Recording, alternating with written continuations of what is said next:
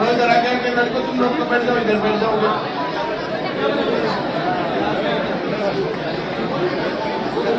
आज हमारे बीच में नाथ संप्रदाय की जो गद्दी है वो वहाँ के जो महंत जी हैं आचार्य सुकराई नाथ जी महाराज हमारे बीच में है। जोरदार तालियों से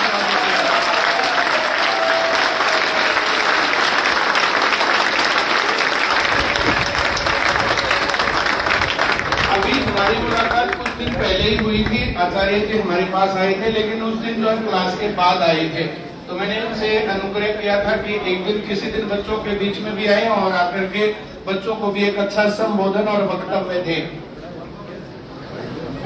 जैसे भारत ऋषियों की मुनियों की धरती है, हम लोग बात करें स्वामी विवेकानंद जैसे लोग थे, स्वामी दयानंद जैसे लोग थे, तो वैसे ही कुछ लोग आज भी हैं। जिन लोगों को बात नहीं सुननी वो उठे और चले जाए, किसी को टोकना ना पड़े। ये तीनों जने मानोगे नहीं तुम राजी खुशी?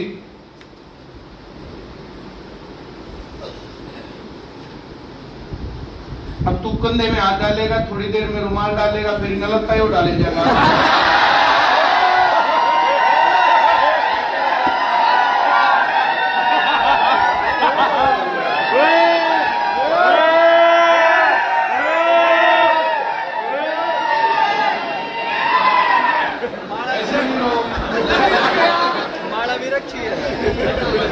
हाँ आपस में लग डालेंगे तो छोरी नुआ में गिरेंगे।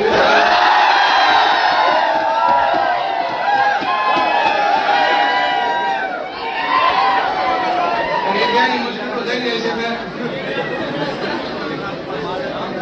चलिए,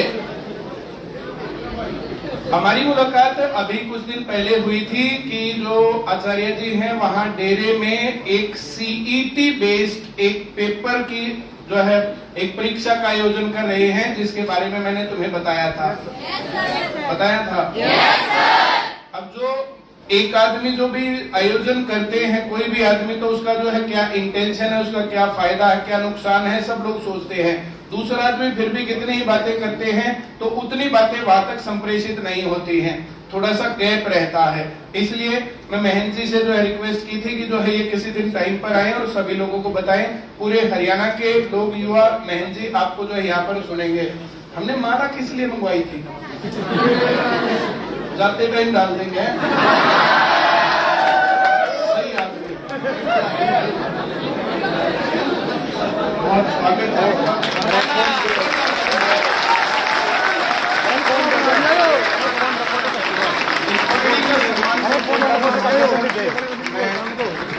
सम्मान अर्जित करता हूं। बहुत स्वागत।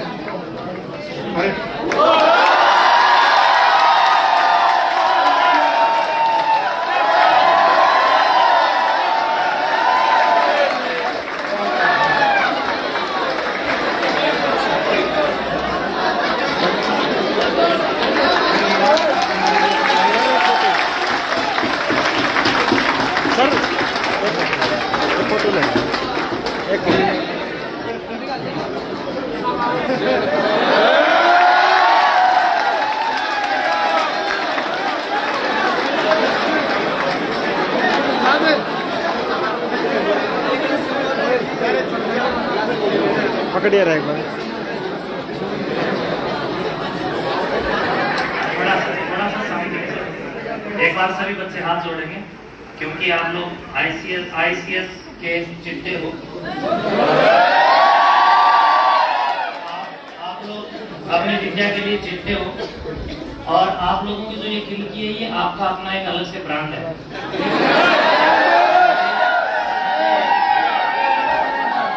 इसका अभी 10 दिनों में ही पता चला कि खिड़की भी कोई ब्रांड हो सकता है। थोड़ी सी देर के लिए खिड़की को एक बार रोकेंगे और हम एक बार परमपिता परमेश्वर ईश्वर जगदीश्वर के श्री चरणों में गायत्री मंत्र एक साथ पढ़ करके आज पूरे के पूरे इस आईसीएस सेंटर में एक आध्यात्मिक सुगंध को भी हम लोग तैयार करेंगे। ओम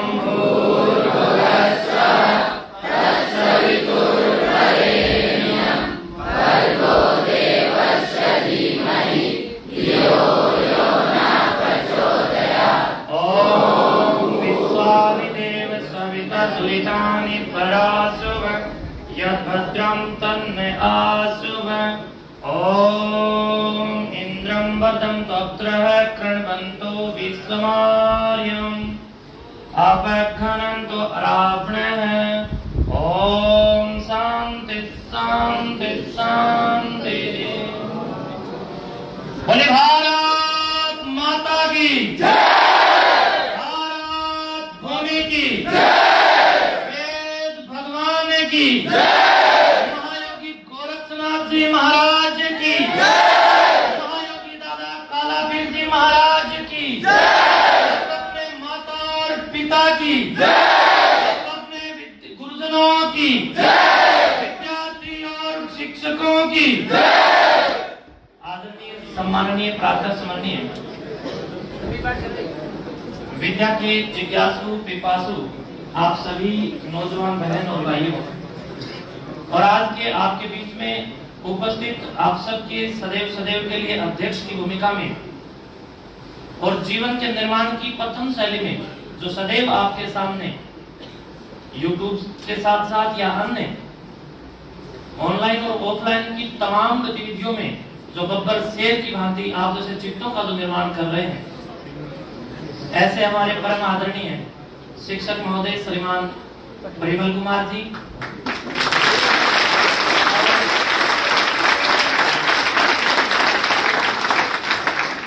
और शिक्षक महोदय जी की धर्म पत्नी बहन श्रीमती बबीता देवी जी, आईसीएस संस्थान, मैं समझता हूँ यहाँ आकर के जब मैंने इतना लंबा चौड़ा सिस्टम देखा तो मैं समझता हूँ ये आईसीएस अब कोई साधारण सेंटर नहीं बल्कि एक बहुत बड़ी कंपनी बन करके उभर रहा है। ये देश ही नहीं है। और दिन रात जो आप लोग यहाँ पर बड़ी कुशलता के साथ परम आदरणीय शिक्षक महोदय परिमल कुमार जी के नेतृत्व में और बहन बबीता जी के नेतृत्व में जो अपने जीवन का संविधान आप लोग प्राप्त कर रहे हैं, अपने जीवन का जो निर्माण आप लोग कर पा रहे हैं, वास्तव में सर्वप्रथम आपकी मैं मुक्त गण से बढ़ाई करता हूं और आपको धन्यवाद।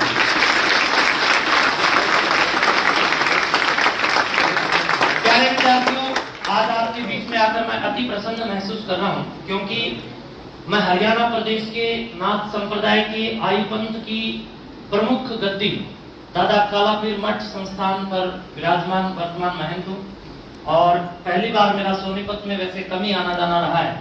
मैं 2-4 बार पहले आया हूँ, उनमें से एक बार पहले मेरी मुलाकात आदरणीय परिमल कुमार जी से हुई थी, लेकिन अब मैं समझता हूँ मैं पूरे के पूरे हरियाणा से भी मिल पा रहा हूँ और आज पूरे सोनीपत को भी मिल पा रहा हूँ।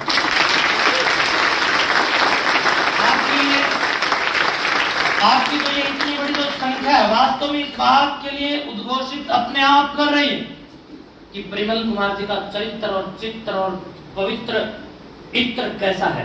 तो मैं समझता हूँ मेरे मित्र तेरे जो भीतर वो परिमल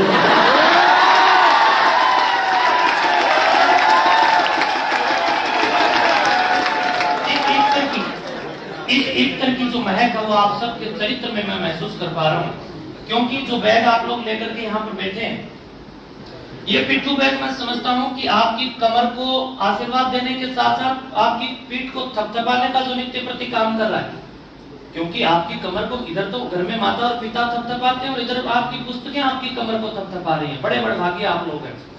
प्रिय बंधुओं, राष्ट्रीयता की अनन्य साधना में जिस प्रकार गुलामी के कालखंड में हम सब लोगों को विदेशी लोगों से लड़ने की एक जरूरत और आवश्यकता थी, आज हम सब लोगों को किसी दुरात आक्रांता से लड़ने की आवश्यकता नहीं है, बल्कि अनपढ़ता के कोड से लड़ने के लिए कलम रूपी शस्त्र, इसी हथियार को उठा करके लड़ने की आवश्यकता है।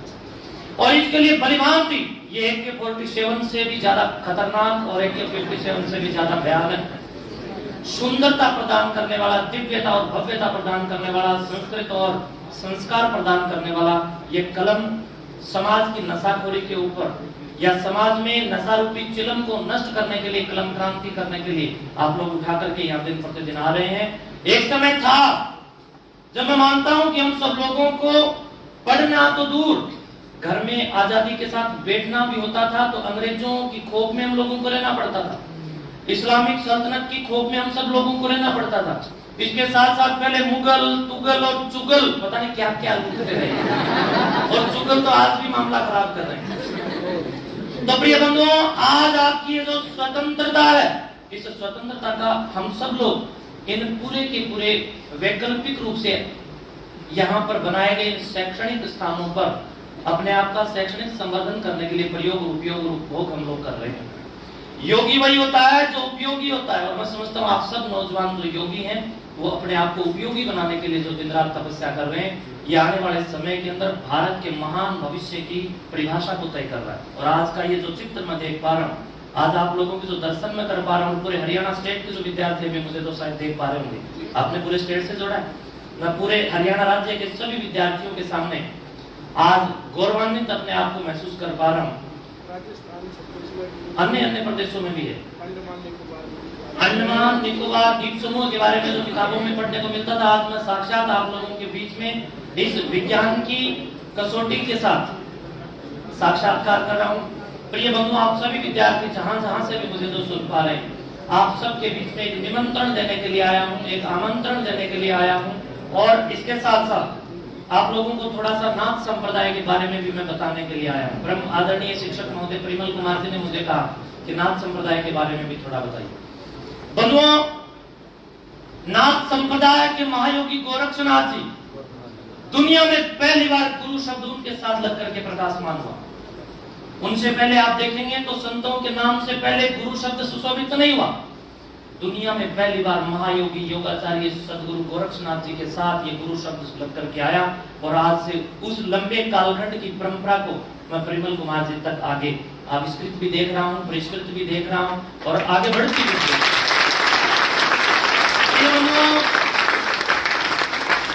महायोगी गोरक्षनाथ जी महाराज की जटाएं अगर आप किसी चित्र में देखेंगे तो मिलती जुलती है। और आप लोग किसी भी बब्बर शेर के शीश को देखेंगे तो उनका भी ऊपर से यही माहौल होता है।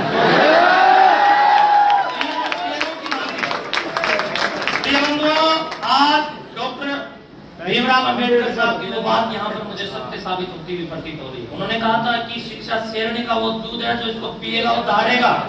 और आज आप दहाड़ने वाले चित्ते हैं और आपको दहाड़ने के लिए तैयार करने वाला शेर है।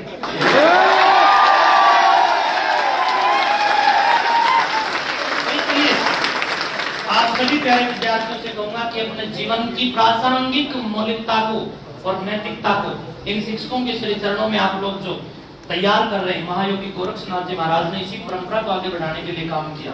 अंधविश्वास, पाखंड, ढोंग और सामाजिक कुरीतियों के विरुद्ध समाज के अंदर एक सदाचार की बेला को बड़े स्तर पर उन्होंने तैयार किया।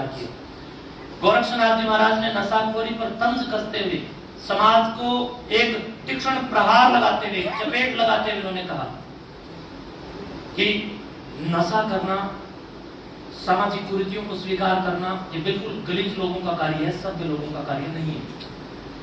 यहाँ पर जिन संतों ने गोरख के रूप में गोरखवाणी, कबीर के रूप में कबीरवाणी, घीसा के रूप में घीसावाणी, आचार्य गणानाथ, कपिल, जैमिनी, पतंजलि, पाणिनि के साथ साथ एक लंबे कालखंड की 1,96,08,63,125 वर्ष पुरातन सनातन संस्कृति को आगे बढ़ाने वाले लोगों ने ऋषियों के रूप में और गुरुओं के रूप में जिस संस्कृति को पुलकित करने का जो कार्य किया है, यज्ञ के रूप में राष्ट्र को कहीं ना कहीं बड़े स्तर पर आगे बढ़ाने के लिए जो काम किया, आज हम सबको भी उन्हीं के उत्तराधिकारी बनकर के उनकी परंपराओं को विखंडित नहीं होने देना है, बल्कि उनको आगे बढ़ाने के लिए प्रयास करना है। इसी परंपरा में गोरक्षनाथ जी का एक शास्त्र है गोरक्षवाणी, गोरक्ष पद, गोरक्ष शब्दी।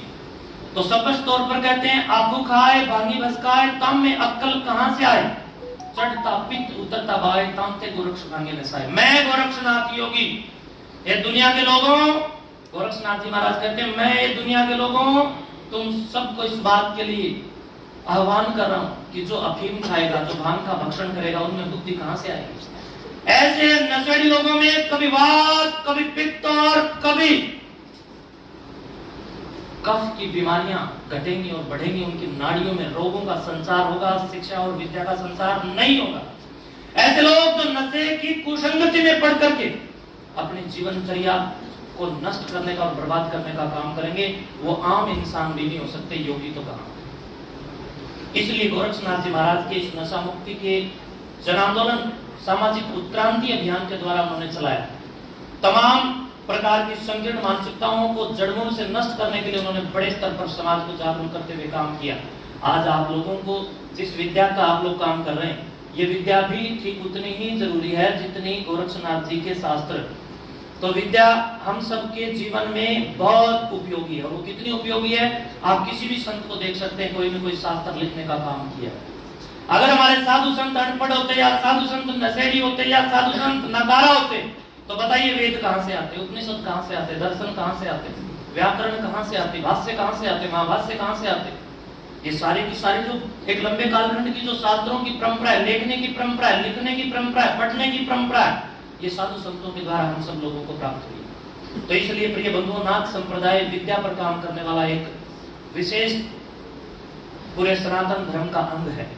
इसके साथ साथ नाथ संप्रदाय के साधु सुदूर दुनिया के कोने कोने तक जाकर के, कहीं कंदराओं के रूप में, कहीं गुफाओं के रूप में, कहीं धुनों के रूप में, आप लोग पढ़ते भी हैं नाथ संप्रदाय में धुनों की क्या विशालता है, इसके बारे में आप लोग पढ़ते हैं। कहीं धुनों के रूप में, कहीं मठों के रूप में, कहीं मंदिरों के रूप में, कहीं गुरुकुलों के रूप में, कहीं संस्कृत कुलों के रूप में, कहीं आरस कुलों के रूप में, कहीं ऋषि कुलों के रूप में, बहुत लंबे कालखंड तक उन संतों ने काम किया। आज उसी नाथ संप्रदाय का एक मैं योगी सुखरायनाथ आप सबके साथ यहाँ पर मौजूद हूँ। इसी नाथ संप्रदाय में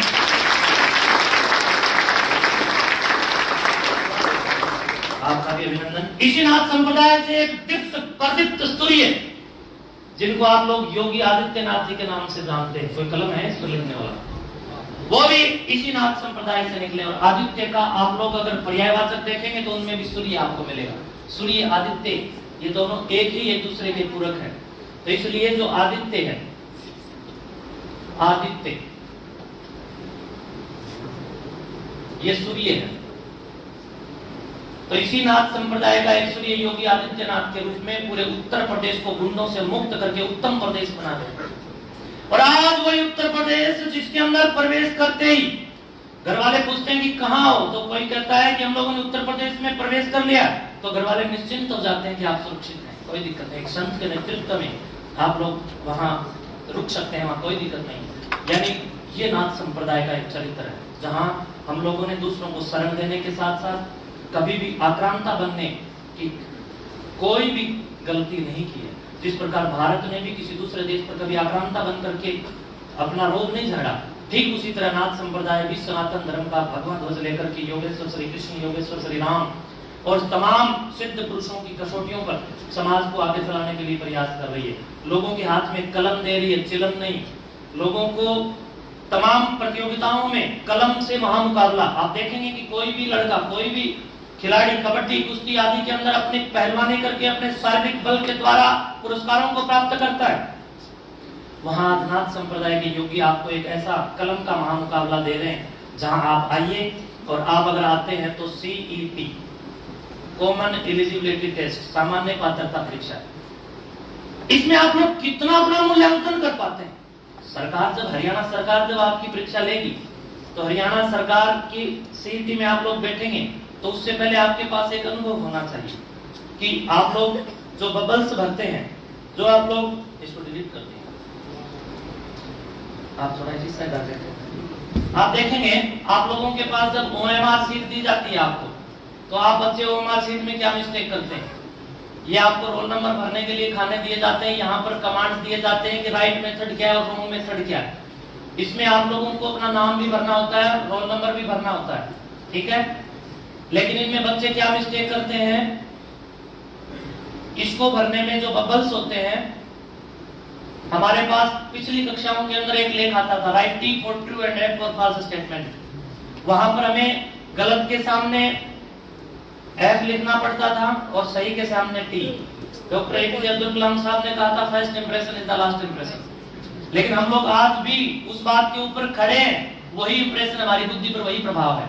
हम लोग ये जो मेथड प्रयोग करते हैं, कुछ बच्चे तो इसको इस प्रकार से भरते हैं, ये भी आपका रॉन्ग मेथड है। कुछ बच्चे इसके अंदर वो प्रयोग करते हैं, गुड का निशान लगा देते हैं, ये मेथड भी आपका गलत है। आपको पता है इसमें B आने वाला है, लेकिन आपका वो B उस समय गलत हो जाता है जब उसका मेथड आप गलत प्रयोग करते हैं। कुछ बच्चे इसको पूरा बबल्स को भरते हैं और थोड़ा सा खाली छोड़ देते हैं, ये भी रॉन्ग मेथड है। कुछ बच्चे इसके अंदर भरते हुए बाहर निकाल देते हैं, ये भी आपका रॉन्ग मेथड है। हमारी CET की परीक्षा में आप आएंगे, नाथ संप्रदाय के मुख्य मठ में आप आएंगे, तो आपको इस कार्यक्रम में आने से ये अनुभव मिलेगा कि रॉन्ग और राइट मेथड क्या है, क्योंकि पिछली कक्षाओं में सन शायद 2005-6 से तो OMR सीट लागू हुई है। OMR कब से लागू हुई है बच्चों? कितना से? आधे 6 बोल रहे हैं 5 के आसपास OMR सीट हमारे पास आई, लेकिन वो हम तक पहुंचते पहुंचते भी इतने लेट है कि आज भी SSC के काफी अधिकारियों से जब मेरी बात होती है तो वो कहते हैं कि महजी लगभग 2 लाख प्लस ऐसे स्टूडेंट जैसे विद्यार्थी हैं जिनको मेथड का ज्ञान नहीं है, जो लोग अपने पिता अर्थात अपना नाम और अपना रोल नंबर तक भरने में सक्सेस नहीं है, इसलिए वो लटकते फिरते हैं। और इसके लिए हम लोग आपके पास एक विकल्प लेकर के आए कि आपको राइट मेथड का भी ज्ञान हो, आपको आपकी स्वयं की सर्जन क्षमता का भी ज्ञान हो, आप लोगों को स्वयं का मूल्यांकन भी हो। तो आप हमारे कार्यक्रम में आएंगे, OMR सीट का भी आपको ज्ञान होगा और OMR के साथ साथ आपको ये भी ज्ञान, आपको वहां पर ये भी लाभ मिलेगा आध्यात्मिक, आपको वहां पर आध्यात्मिक लाभ भी मिलेगा, क्योंकि नाथ संप्रदाय के ऐसे योगी आदरणीय प्रेमल जी दादा कालापीर के नाम से वो संत जाने जाते हैं। पानीपत से अबू अली शाह कलंदर का इतिहास आप थोड़ा सा पढ़ना, वो चल करके वहां पर गए इस्लामिक सल्तनत के समय में, तो दोनों का जब शास्त्रार्थ हुआ तो शास्त्रार्थ में जिस संत का मैं बार बार नाम ले रहा हूं, दादा कालापीर, ये ऐसे संत थे जो शास्त्रार्थ में विजय हो गए।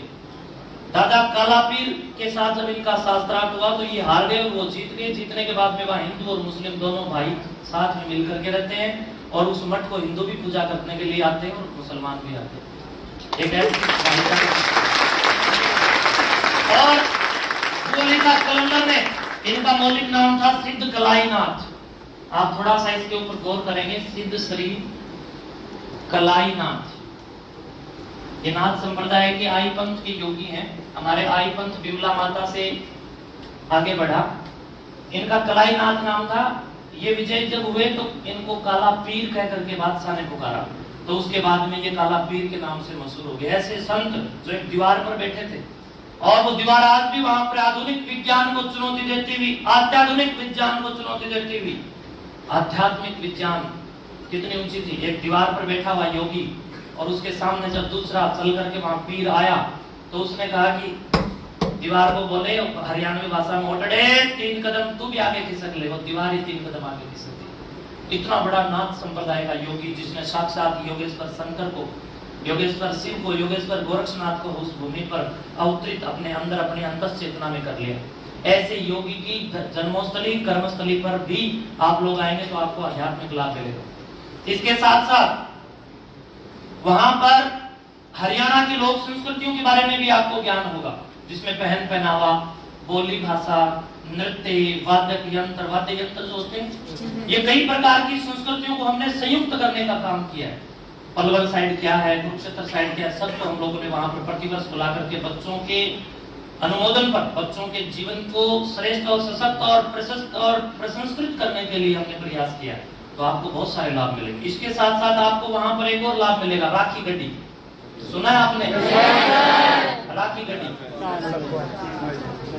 सभ्यता के बारे में भी आपको, खुदाई के बारे में, हमसे लगभग 10-15 किलोमीटर दूर है। आप वहां आएंगे तो आप नजदीक में राखी गड्डी भी जाकर के आप उस खुदाई स्थल को देख सकते हैं। इसके साथ साथ जब आप लोग वहां पर आएंगे तो आपके भोजन के लिए भी हमने बहुत अच्छी व्यवस्था की, आपको भूखा नहीं रखेंगे। क्योंकि चित्ते जो होते हैं वो शिकार करने के आदी होते हैं। अब की बात चित्तों को शिकार नहीं संस्कार देंगे। आपको शिकार करने की जरूरत नहीं पड़ेगी, हम आपके सामने थाली परोसेंगे। और मैं समझता हूँ शिकार करने के लिए हमारे पास में जो अनपढ़ता का कोड है उसका हम शिकार करके उसको मारेंगे। और संस्कार किसे कहते हैं? संस्कार जिस कार्य से मन, बुद्धि, शरीर और आत्मा उत्तम हो जाए उस कार्य को संस्कार कहते हैं। किसे कहते हैं? जिस कार्य से, एक साथ बोलना, जिस कार्य से मन, बुद्धि, शरीर और आत्मा उत्तम हो जाए उस कार्य को संस्कार कहते हैं। तो अब वो कौन सा कार्य है जो संस्कार बन करके आएगा? वो कार्य ये है, शिक्षा मेला। और शिक्षा मेले में आपको क्या क्या मिलने वाला है। शिक्षा मेले में आपको, आप बच्चों के लिए जब तक रिजल्ट आएगा तब तक आप झूले झूलना, झूलों की व्यवस्था, झूलों का खर्चा तुम्हारा, बाकी हमारा, बाकी सब फ्री है। झूलों के साथ साथ प्यारे बच्चों, बहुत सारी ऐसी पुस्तक हैं जो जीवन को श्रेष्ठ बनाने में सहायता प्रदान करती है, जैसे nature, the laws of human nature, sapiens, जैसे रानी पद्मिनी, जैसे महाराणा प्रताप जीवन चरित्र, जैसे ऋषि दयानंद। इस प्रकार के बहुत सारे आपको ऐसे वैकल्पिक दृष्टिकोण के साथ हम लोग इस शिक्षा मेला कार्यक्रम में हम लोगों ने पुस्तकों के भी स्टॉल लगाने का प्रयास किया है और कर रहे हैं और लोगों को निमंत्रण भी दे रहे हैं। मुझे अभी पूरे हरियाणा से या बाहर से जितने भी लोग देख रहे हैं, मैं आपसे भी एक निवेदन कर रहा हूँ, अगर आप में से किसी भी विद्यार्थी के पिता या भाई या परिवार का कोई या जान पहचान का कोई अगर पुस्तक विक्रेता के रूप में कहीं कार्य कर रहा है, तो आप आइए और बच्चों के जीवन को विद्या से धनी और श्रेष्ठ बनाने वाली पुस्तकों का आप हमारे मठ में स्टॉल लगा सकते हैं। आपका कोई किराया हम लोग नहीं लेंगे, बिल्कुल निःशुल्क हम आपको जगह देंगे। आप आइए और अपने बच्चों की जेब पर भी ज्यादा बोझ ना बने, इस रेट में आप लोग पुस्तक बच्चों तक प्रोवाइड करवाने के लिए अगर प्रयास कर रहे हैं तो हम उसको आपको मंच दे रहे हैं। तो बहुत अच्छी अच्छी जो आपको मोटिवेट कर दें, मोटिवेशनल पुस्तकें भी आप लोगों के लिए हम लोग वहां पर प्रयास कर रहे हैं। इसके साथ साथ पूरा मठ प्रांगण आपको 1,11,000 रुपए का स्टेट प्रथम विजेता, जो राज्य का प्रथम विजेता रहेगा, उसके लिए 1 लाख, प्रथम विजेता के लिए 1,11,000 रुपए हम लोग पहला इनाम देंगे। और दूसरा इनाम आपको देंगे इसमें 51,000 रुपए। भाई जीतते हो, मार दो बाजी। और तीसरा इनाम, दूसरा 51,000, तीसरा फिर 31,000 और चौथा फिर 11,000। ऐसे होते होते नीचे फिर 200 प्लस और पुरस्कार हम लोगों ने आपके लिए तैयार किए।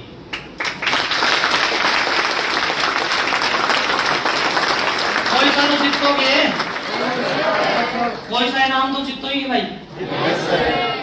मेरे शेरों, ये सोच के आना कि हम इस पुरस्कार को प्राप्त करें। और अगर नहीं भी जीत पाए, मैदान में कूदना बड़ी बात होती है।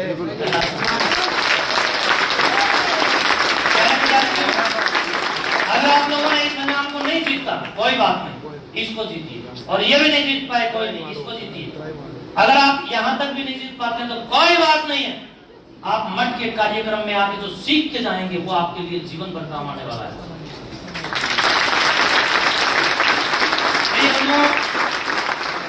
आज आधुनिक समय है, आज उपकरणों का समय है, लेकिन मैं समझता हूं साहस में सफलता निहित होती है, उपकरणों में नहीं। उपकरण आपकी बात को, आपकी विचार को, आपके चिंतन को दूर तक पहुंचाने में सहायक सिद्ध हो सकते हैं, लेकिन उपकरण आपको साहसी नहीं बना सकते। साहसी आपको आपके गुरु, माता पिता और आपके संस्कार बनाएंगे।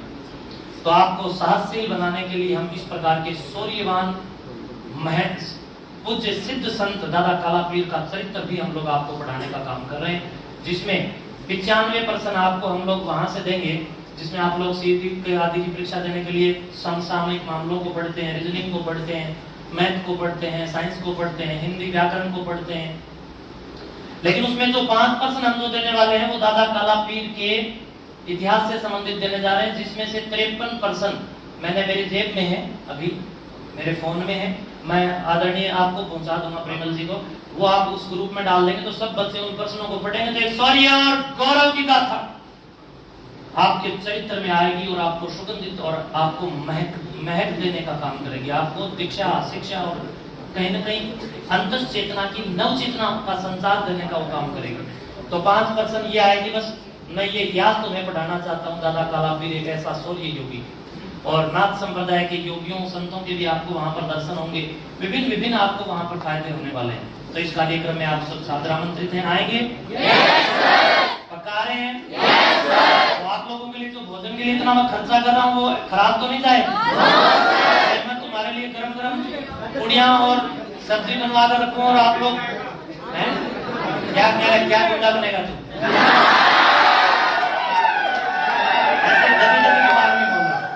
प्रिय विद्यार्थियों, ये तो एक बीच में 2 मिनट का ब्रेक था, टीवी वाले भी लेते हैं। लेकिन हम संस्कारशाला लगा करके आज आपसे एक और निवेदन में करने जा रहा हूँ। प्लीज, मैं हरियाणा प्रदेश के गांव-गांव में जा रहा हूँ, घर-घर में जा रहा हूँ, गली-गली, मोहल्ले-मोहल्ले में जा रहा हूँ और मैं जाकर के हरियाणा की आने वाली पीढ़ी के लड़खड़ाते हुए पैरों को देख रहा हूँ।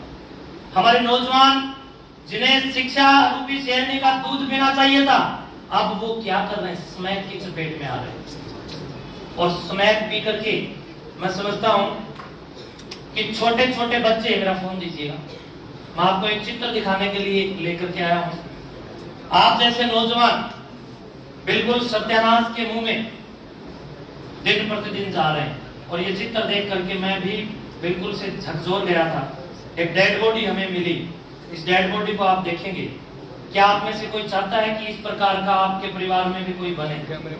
ये एक नौजवान लड़का जिसकी उम्र लगभग 22 साल, और ये लड़का घर से जब गया तो बेवड़े मित्रों के साथ मिलकर के जब खेतों में पहुंच गया तो खेतों में जब स्मैक पी करके वहां पर गिर गया और इंजेक्ट करते समय इंजेक्शन समय पर लग नहीं पाया और ये वहीं मौत के मुंह में समा गया।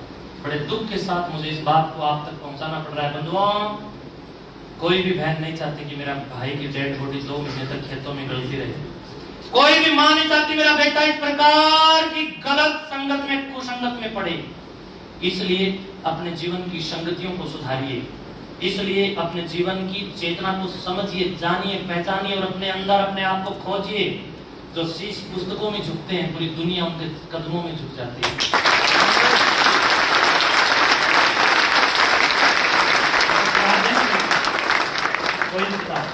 प्रिय बंधुओं, अपने शीश को या तो माता पिता के चरणों में या गुरुजनों के चरणों में या इस पुस्तक के अंदर, ये राज व्यवस्था की, भारतीय राज व्यवस्था की पुस्तक मेरे हाथ में।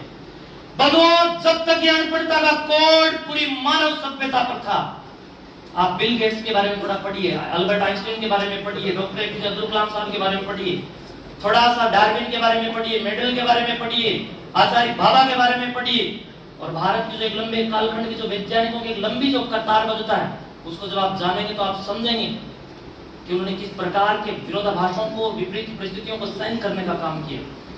जब तक हम लोगों ने इन पुस्तकों को अध्ययन में नहीं लिया, तब हम आग जलाने के लिए भी पत्थर ढूंढते थे। लेकिन आज जब हमारे पास ये पुस्तक आई तो हम लोगों ने अग्नि को लाइटर में कैद कर दिया। आज हम गैस जलाते हैं तो लाइटर का प्रयोग करते हैं। ये है शिक्षा की महत्ता। और जब हम लोग गंवार लोगों के साथ जी रहे थे तो इस प्रकार के पाखंडों को ढो रहे थे कि धरती तो एक बैल के सींग पर टिकी हुई है। लेकिन आज साइंस ने बता दिया, चंद्रयान 3 लॉन्च करके, कि कोई धरती के नीचे बैल नहीं है, बल्कि धरती कैसे है, लो ये फोटो देखो। प्रिय बंधुओं, आपकी उम्र में श्रीनिवास रामानुजन को आप लोगों ने पढ़ा होगा। श्रीनिवास रामानुजन जिसने 32 साल की उम्र में अपने जीवन की अंतिम श्वास ली। एक ऐसा नौजवान जिसने आज से सदी पहले मैथमेटिक्स के 3500 प्लस थ्योरम देने का काम किया, और उस नौजवान के द्वारा दी गई इस युक्ति पर आज भी साइंस कसमकस और दिन प्रतिदिन जी जान लगा करके लगी हुई है, उन पर शोध कर रही है, वो समझ में नहीं आ रहे हैं। और चंद्रयान 3 के बारे में भी मैं पढ़ रहा था एक रोज, तो उसमें भी मुझे ये पढ़ने को मिला कि चंद्रयान 3 को लॉन्च करने में जिस मेथड का प्रयोग हुआ या जिस थ्योरम आदि का प्रयोग हुआ, वहां श्रीनिवास रामानुजन की बहुत सारी कल्प विधि वहां पर प्रयोग की गई। यानी एक ऐसा नौजवान जिसकी वजह से आज चंद्रयान 3 भारत पूरी दुनिया के सामने खड़ा होकर के मुंह उठा करके इस बात के लिए कह सका है कि हाँ, भारत भी कुछ कर सकता है, भारत ने सब कुछ कर दिया, कुछ नहीं सब कुछ। चंद्रमा के एक छोर पर हम लोगों ने वहां पर अपना अधिकार जमाया है, तो ये बहुत बड़ी बात है। और आने वाले समय के अंदर आप सभी जो बहन भाई यहाँ पर बैठे हैं, आप लोगों को भी फॉलो करने के लिए ऐसे ही लोगों को पढ़ना चाहिए। आप लोग उस समय हार जाते हैं, जब तक आप अकेले हैं तब तक आप हार जाएंगे। प्रिय बंधुओं, जरा ध्यान से देखिए, मैं 2 मिनट का तो आपका समय ले पा रहा हूं, ये मैं आप लोगों के सर्वांगीण विकास और जीवन निर्माण के लिए प्रयत्न कर रहा हूं। आप अकेले हैं तो हार जाएंगे, लेकिन बंधुओं, आपने अपने साथ में 10 वैज्ञानिकों को जोड़ लिया, 10 वैज्ञानिकों को पढ़ लो, 10 साइंटिस्ट को पढ़ो, 10 आपने दार्शनिक पढ़े, फिर आपने 10 संत पढ़े, टोटल कितने हो गए? 30। जब आपकी खोपड़ी में एक तो आप खुद हैं, और प्लस में 30 और हो गए तो 31 हो गए। वो बंदा हार सकता है जिसकी खोपड़ी में 30 और बैठे हो? हार सकता है? नहीं ना। अगर आप लोग खाली हैं और अकेले हैं तो हारेंगे। आपके साथ विद्या की साधवियों की घूम रही है, आपकी साथ में आपकी खोपड़ी में एक लाइब्रेरी चल रही है। मैं आपके सामने खड़ा हर रोज सुबह 3 बजे उठ करके पढ़ता हूँ, 8 बजे तक लगातार पढ़ता हूँ। और जिस सीईटी की आप लोग तैयारी कर रहे हो, मैंने बहुत ढंग से पढ़ा है। पूरी की पूरी एनसीईआरटी पढ़ी है, पूरा का पूरा सिस्टम ये मैंने पढ़ा है और मैं अभी भी पढ़ रहा हूँ। प्रिय बंधुओं, कितने शास्त्र मैंने अध्ययन किए होंगे। लगातार पढ़ने और पढ़ाने के लिए सुबह से शाम तक कार्य कर रहा हूँ। लगभग 25 से 30 हजार के बीच में मैंने पुस्तकें पढ़ी। बताओ, अब सोचो जरा। और ऐसा कैसे संभव है? तो आज मैं आपको पढ़ने का ढंग बता के जा रहा हूँ। आप लोग, मैं गारंटी लेके जा रहा हूँ। पूरे हरियाणा स्टेट के बाहर से जितने भी विद्यार्थी मुझे देख पा रहे हैं, आपको भी कह रहा हूँ, एक बार जैसे मैं पढ़ने का आपको ढंग बताऊंगा वैसे पढ़ना शुरू कर देना। मान लेना, अगर आपने स्वीकार कर लिया तो आप सबके अंदर आप नहीं दिखाई दोगे, बल्कि सर परिमल जी दिखाई देंगे। आपकी खोपड़ी इतनी ज्यादा काम करेगी जैसे परिमल जी की करती है। इसमें हंसने की बात नहीं है, इसको समझने की बात है। यानी आपकी बुद्धि में वो सारे के सारे हार्मोन्स जो इनकी बुद्धि को कमांड दे रहे हैं, वो आपकी बुद्धि को भी कमांड देंगे। आपके अंदर से भी वो विकसित हो जाएंगे। पढ़ने का सही ढंग क्या है? पढ़ने का सही ढंग ये, ध्यान से सुनिएगा। आप लोग सुबह 3 बजे उठिए। आप 3 बजे नहीं उठते हैं तो फिर आप पशु बन जाएंगे। अपने देवत्व को जागृत कीजिए। 3 बजे जब आप उठेंगे तो 3 बजे उठना जरूरी क्यों है? तो ध्यान से देखिए, 3 बजे उठना इसलिए जरूरी है कि पूरी की पूरी प्रकृति 3 बजे उठ जाती है, सक्रिय हो जाती है। एक बार साइंस को पढ़ लेना।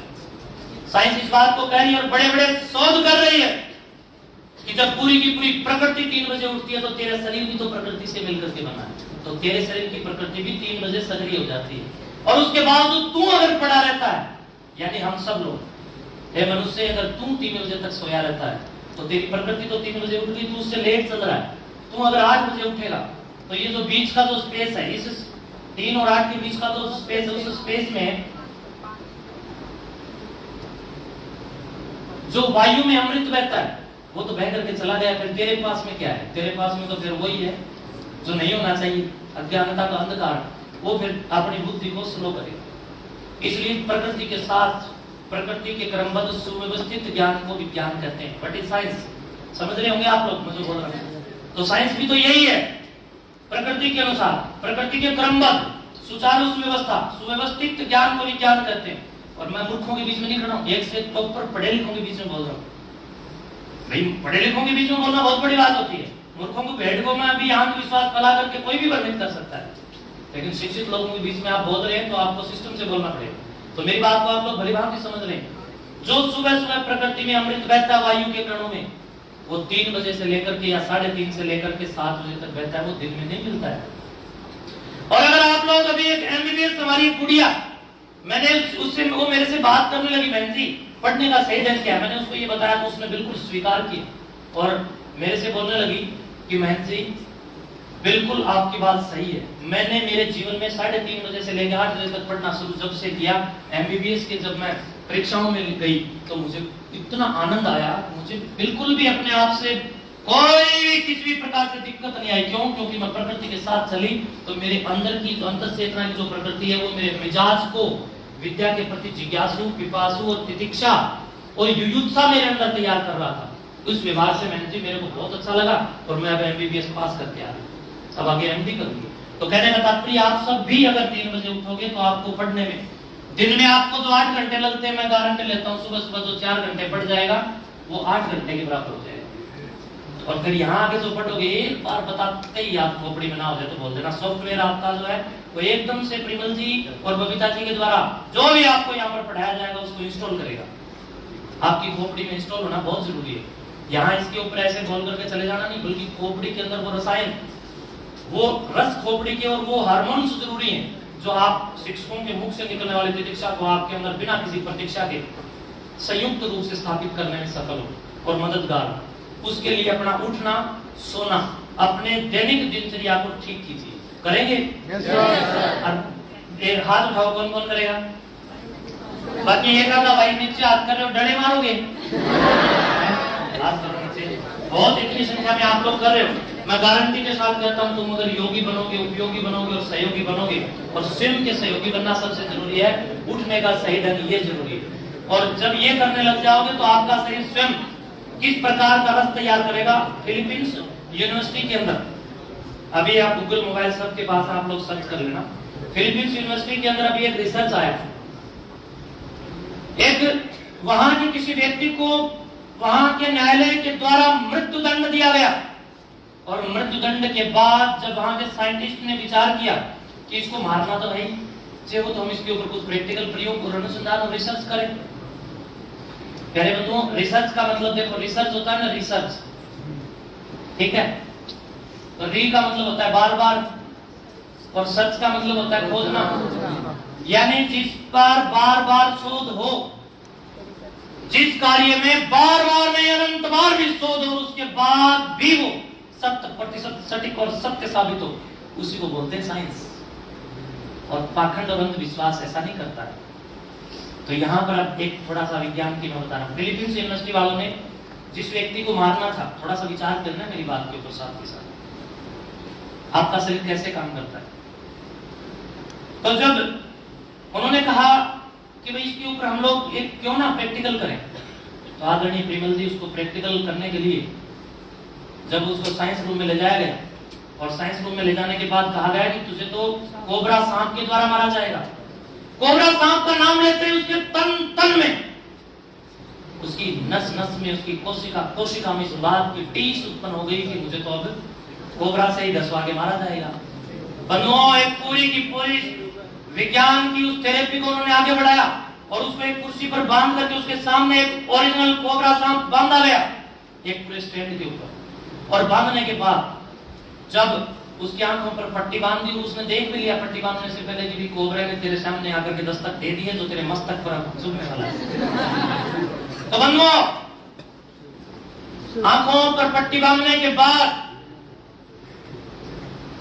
बिल्कुल म्यूजिक सिस्टम और साइंस के मदद से सेम वही माहौल पैदा किया गया जो कोबरा काटते समय करता है, जिस प्रकार की फुंकार लगाता है या जो भी साउंड करता है। और उस बंदे की आंखों पर पट्टी बंधी हुई थी, उसके माथे में आलपिन आदि के द्वारा वैसा ही एक निशान कर दिया गया जैसा कोबरा करता है। और थोड़ी देर के बाद उसको उसकी पट्टी खोल दी, उसने देखा कि सांप है तेरे सामने, और सांप ने काट लिया। और शीशे में देख लिया कि भी माथे से खून निकल रहा है, ब्लड निकल रहा है, तो मरेगा। थोड़ी देर के बाद में वो मर गया। मरने के बाद जब उस पर शोध हुआ तो पता चला कि उसके शरीर में कोबरा का ही जहर निकला। बंधु, कहां से आया वो? शरीर ने ही उगल दिया। तो जब आप लोगों का चिंतन जैसा होता है, आपका शरीर वैसा ही उगल देता है। आप लोगों ने थाइमस ग्रंथि के बारे में पढ़ा होगा, एक उम्र के बाद थाइमस ग्रंथि लुप्त हो जाती है।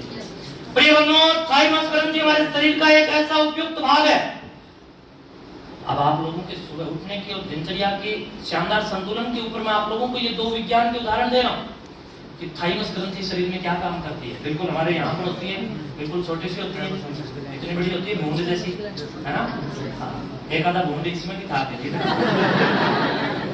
तो थाइमस ग्रंथि का काम, जब हम सकारात्मक होते हैं, जब हम खुश होते हैं, जब हम लहलहाती हुई फसल में सुबह सुबह विचरण करते हैं, व्यायाम करते हैं, दौड़ते हैं, खुश रहते हैं, माता पिता के साथ बैठते हैं, गुरुजनों के साथ बैठते हैं, और परस्पर मतलब खुशी के लिए विकल्प और खुशियां खोजने का प्रयत्न और प्रयास करके मुस्कुराते हैं, उस समय थाइमस ग्रंथि एक साथ 1260 प्रकार के केमिकल रिलीज करती है। पढ़ लेना साइंस में। और जब हम टेंशन में होते हैं, बोधेशन में होते हैं, किसी का बुरा करने का विचार कर रहे होते हैं, या किसी के खिलाफ कोई षड्यंत्र कर रहे होते हैं, या कोई अनैतिक कार्य कर रहे होते हैं, तो वही थाइमस ग्रंथि एक साथ 1400 केमिकल रिलीज करती है। पढ़ लेना इसको। यानी जब हम सकारात्मक होते हैं तो 1260, और नकारात्मक होते हैं तो 1400। ये वो 1400 केमिकल जो शरीर का सत्यानाश करते हैं, बालों का झड़ना, बालों का सफेद होना, याददाश्त का कमजोर होना, बौद्धिक शक्ति बिल्कुल डाउन हो जाना, भूख का खत्म हो जाना, और भी तमाम चिंतनशील नहीं बल्कि चिंताशील आपको बना देने वाले सारे के सारे केमिकल ये रिलीज होते हैं, और ये आपके लिए सकारात्मक। तो इसलिए प्लीज अपने आप को इस प्रकार का रखिए कि आपकी थाइमस ग्रंथि विद्या अध्ययन में 1200 केमिकल आपकी मदद में मित्र के रूप में स्थापित करें। उत्तक अंग एवं तंत्र का निर्माण कैसे होता है समझ रहे हैं? जिस प्रकार उत्तक अंग एवं तंत्र का निर्माण होता है, ठीक उसी वेला पर आपको कक्षा प्रथम से लेकर के एमए तक, डबल एमए तक, पीएचडी तक, एमफिल तक या डीलिट तक, चाहे आप उस बीच में एमबीबीएस करें, एमकॉम करें, बीकॉम करें, या इस बीच में आप लोग यूपीएससी की तरफ चले जाएं, आईएएस बने, या फिर आप आईपीएस बने, एचसीएस बने, या अपने आप को आप पीसीएस, कुछ भी बना सकते हैं आप। वो बनाने के लिए भी आपको ठीक उसी संरचना में चलना है जिस संरचना में शरीर का निर्माण होता है, और उसको बनाने के लिए आपको सबसे पहले संस्कारों की इस भट्टी में अपने आप का निर्माण करने के लिए झोंकना है। तो आइए, मैं संस्कारों की भट्टी में आपको निमंत्रण देने आया हूँ, और कलम क्रांति के इस कलम के महामुकाबले में आपको सादर अभिनंदन के साथ वहां पर इनवाइट भी कर रहा हूं, और आपके भोजन की सारी व्यवस्थाएं देकर के आपकी सेवा में हम लोग तैयार हैं। मैं इस संदेश के साथ आपके बीच में यहाँ पर मौजूद हुआ। एक संत के बारे में मैंने बताया, आपके शरीर के बारे में, आपकी बुद्धि के बारे में, आपकी शुद्धि के बारे में, और अगर आप लोगों की बुद्धि किताबों में झुकी तो उसके परिणाम क्या होंगे वो मैंने आपको बताया। इसके साथ साथ मैंने आपको साइंस पढ़ने के लिए भी प्रेरित किया, क्योंकि मेरे को साइंस थोड़ी ज्यादा पसंद है, और मैं जो शास्त्र भी पढ़ता हूँ तो मुझे लगता है जिस प्रकार परिमल जी, मास्टर जी, शिक्षक महोदय जी, जिस प्रकार जब मैंने श्रीनिवास रामानुजन को पढ़ा तो उन्होंने कहा कि मैं मैथमेटिक्स के उस थ्योरम को मेरे लिए जीरो मानता हूं जिसमें आध्यात्मिक खुशबू ना हो, जिसमें मुझे कोई आत्मिक कल्याण और आध्यात्मिक सुगंध की अनुभूति ना हो, ऐसे थ्योरम मेरे लिए कुछ नहीं। तो मैं समझता हूं जहां विज्ञान का कुछ थोड़ा मोटा ना हो वहां मेरे को भी कुछ समझ आता। तो इसलिए हम सबको फॉलो उन लोगों को करना है। और जिस प्रकार विपरीत परिस्थितियों में आप लोगों ने पढ़ा होगा, एक बार इसको डिलीट करेंगे, आप लोगों ने पढ़ा होगा बंकिम चंद्र चटर्जी के बारे में। बंकिम चंद्र चटर्जी जब सारा देश भूख में रोटी को खोज रहा था, उस समय बंकिम चंद्र चटर्जी जैसे लोग, रविंद्रनाथ टैगोर जैसे लोग किताबें लिखते थे। देखो कितने आगे थे हमसे, सोचना है। अरे भगत सिंह जेल में पड़ा, और जेल में पड़ा भी मैं नास्तिक क्यों हूं पुस्तक लिख रहा है। ठीक है, समझ रहे हैं।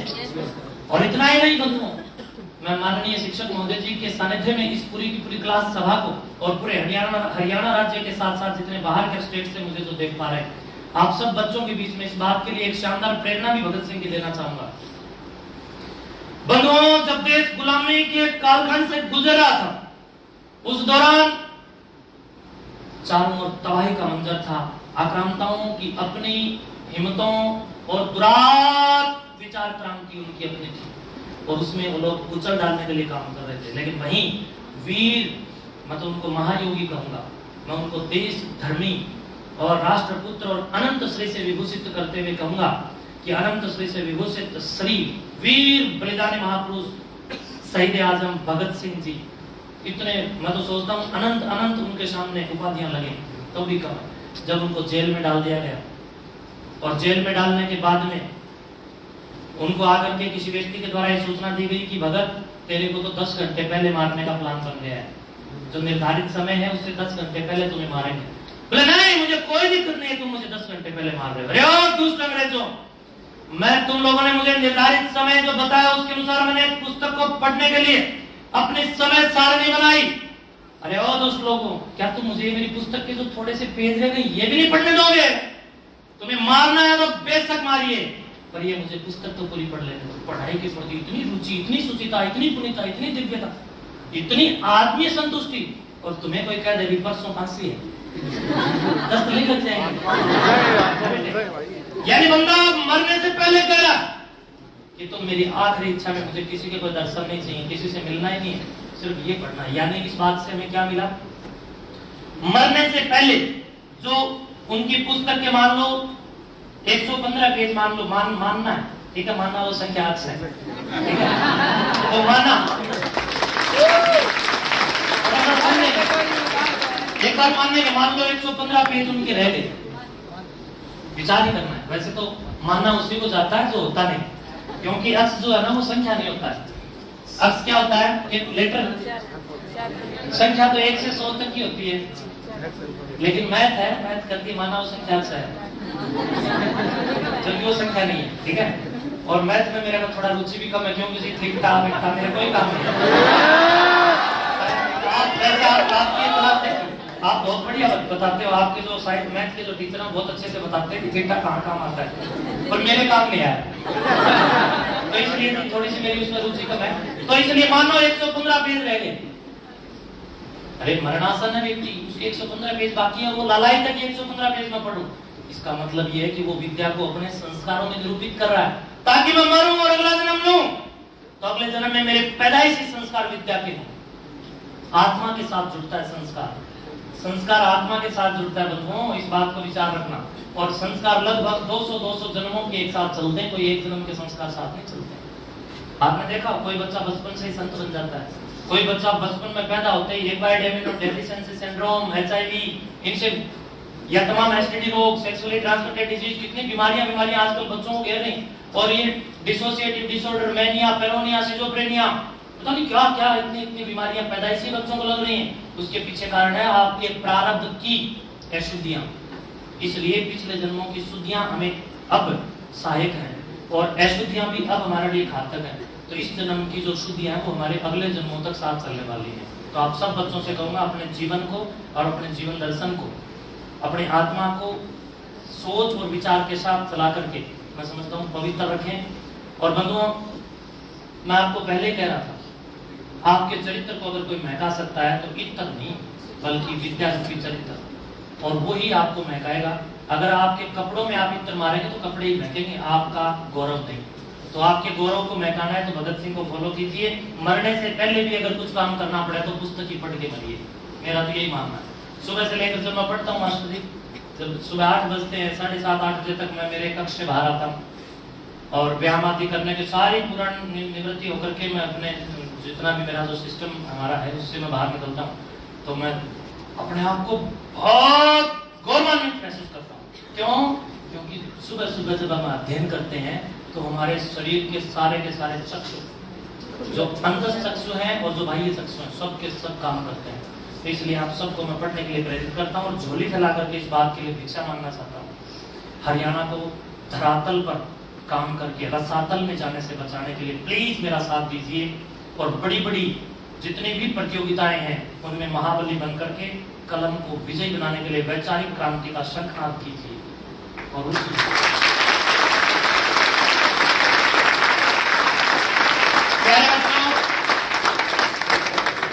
दोगे मेरा साथ?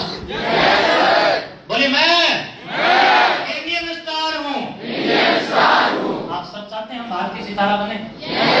आप सब चाहते हैं कि आपका नाम सर्वोत्तम और सर्वोच्च और सबसे ऊपर हो? बोलिए मैं भारतीय हूँ, मैं वैदिक हूँ, मेरे शरीर के कण कण में भारतीयता और वेदों के संस्कारों का संचार हो रहा है। मैं अपने जीवन में खूब पढ़ूंगा और आगे बढ़ूंगा। स्वयं शिक्षित होकर पूरे विश्व को कृणवंतो विश्वमार्यम पर श्रेष्ठ बनाने के लिए व्यवहार करूंगा।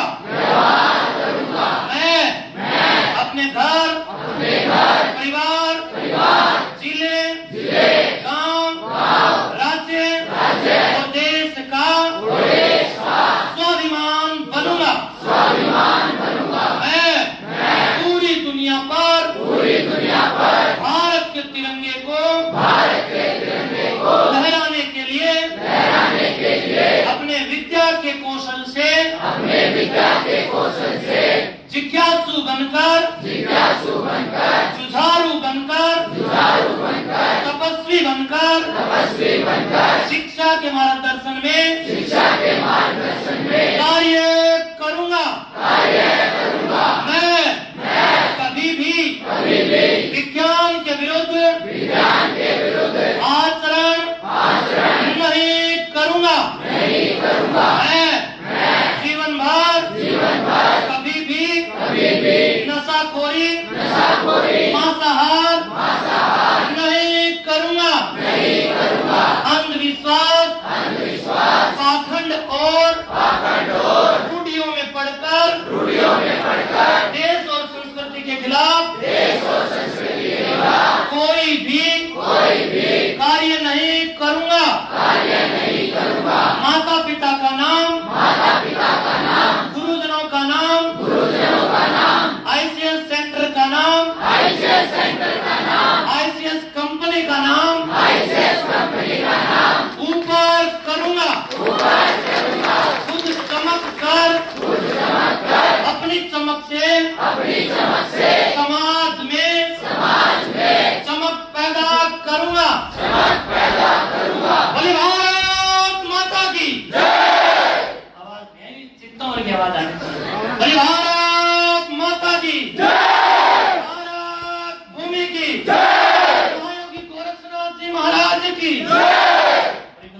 बोलते हो? बोलो परिमल जी की और बहन जी आगे, बहन जी की ये माला आप अपनी तरफ से बहन जी को लगाओ।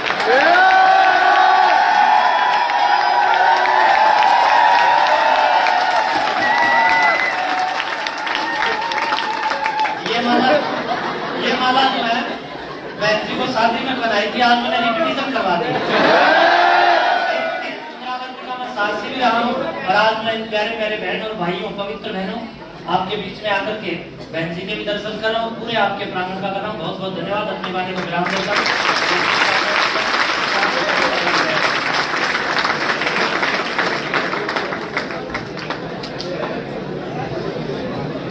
आदरणीय महेश सुखराईनाथ जी, पूरा उद्बोधन देखते हुए आपके जो कण कण से एनर्जी का प्रवाह निकल रहा था, तुम लोगों ने महसूस किया? ये है भारतीय संत परंपरा। और भारतीय संत परंपरा आकर के पढ़ाई और उससे ज्यादा और प्रैक्टिकल क्या करें, सीईटी का पेपर ले रहे हैं। और क्या करें, जोरदार तालियों से स्वागत करें।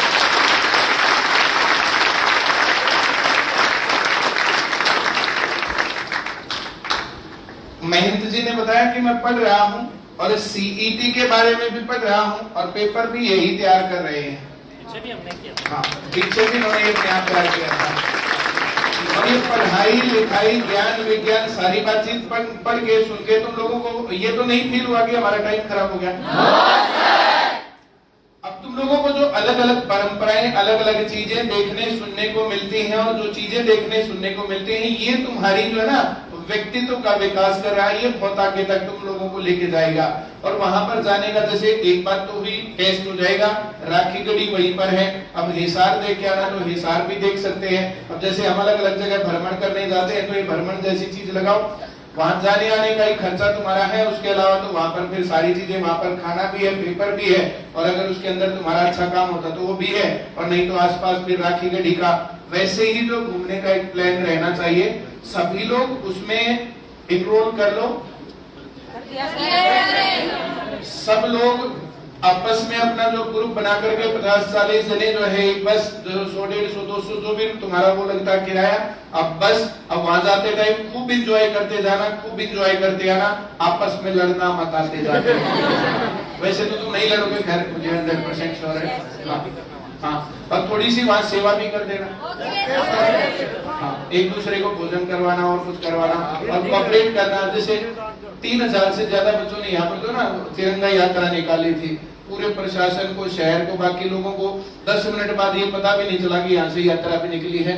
कोई शरारत ये वो इस प्रकार से बच्चे जो है, ये बहुत आदरणीय बच्चे हैं इस बात में।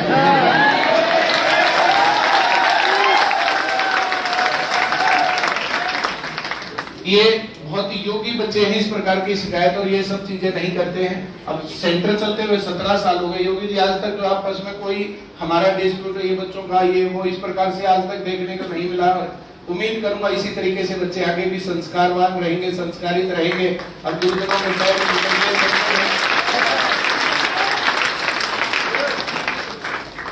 अब इस प्रकार से रहता है जैसे रास्ते में थोड़ी बहुत देर असल में नहीं खड़ा होता मैं, जब जैसे बच्चे आ रहे होते हैं वहां खड़े हो गए तो या तो है पैर छूते छूते हाथ तो है हाथ दुखने लगता, गर्दन ऐसे करते करते तो थोड़ा सा इनके आने और जाने के टाइम पर थोड़ा सा बच के रहना पड़ता है। अब सब तो है भाई, वो जो पॉसिबल नहीं होता ना। तुम लोगों को तो एक बार नमस्ते करना, तुम्हें हो सकता है 2 बार नमस्ते करनी, हमें कितनी बार लेनी पड़ती है? बात समझ में आ रही है? पहली बार जब हमने जो मैं गांव में पढ़ाने लग गया, कुछ बच्चे थे छोटे छोटे, उनको पढ़ाने लग गया तो वे उनके माँ बाप, अब गांव में उनको भी वही रहना और मुझे भी वही रहना। अब वो दिन में 10 बार मिले तो नमस्ते गुरुजी, 20 बार मिले तो नमस्ते गुरुजी। अब वो तो ठीक है, वो 10 बार कर रहे हैं, लेकिन मैं 10 बार कितने लोगों की नमस्ते लूं? मम्मी पापा भाई बहन, अब थोड़े दिनों में बूढ़े भी मुझे मास्टर जी राम राम। जैसे कोई दादा जितनी उम्र का हो मेरी नजर नहीं पड़ी, बोला मास्टर जी राम राम। अब जो हमारे ताऊ जितनी उम्र के थे, ताऊ जितनी उम्र के थे, वे भी मास्टर जी राम राम। तो ये हो गया, मैंने सब लोगों के साथ जोड़ के कहा भाई एक बार सुबह ठीक है नमस्ते कर लो, पर दिन भर तुम नमस्ते करते रहोगे तो मेरा ही मामला बिगड़ जाएगा। और दिन रात यही हाल हो जाता। मैं जो कह रहा हूँ समझ में आ रहा है? तो योगी जी बहुत अच्छा महसूस होता हमें ये जो है प्रोफेशन चूज करके और आपसे बात करके आप जो प्रयास कर रहे हो वे बातें लग के मुझे लग रहा कि आप भी बहुत अच्छा ही प्रोफेशन कर रहे हो, बहुत अच्छा काम भी कर रहे हो और आसपास के एरिया के जो बहुत सारे लोगों ने बताया और आपकी बहुत तारीफ भी करी, मुझे जो है बहुत अच्छा लगा और आपको यहाँ बुला करके मुझे और ज्यादा अच्छा लगा। एक मिनट जरूर ले लो आप। एक बात ध्यान में आ गई बच्चों, कुछ बच्चे मेरे से पूछते हैं मैम जी इतना खर्चा कहाँ से करते हैं?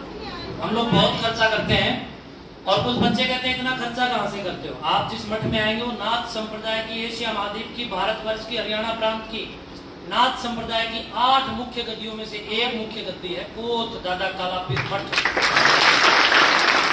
और हम लोग किसी से वैसे दान चंदा नहीं लेते, लेकिन हमारे गांव और आसपास के गांव में आप जी जान से सहयोग करते हैं, सपोर्ट करते हैं।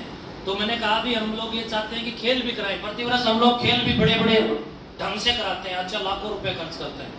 तो गांव वाले बोले जी खेलों में हम जी जान से सहयोग करेंगे। मैंने कहा खेल में तुम लोग सहयोग करो और मठ की तरफ से अपनी खेती की जो शुद्ध उपज है, हमारे यहाँ जमीन है, खेती है हमारी, उस खेती में जो शुद्ध अन्न हमें प्राप्त होता है और वो अन्न जब मंडी में जाता है वहां से जो शुद्ध पैसा आता है वो मैं तुम्हारी शुद्ध विद्या पर लगा।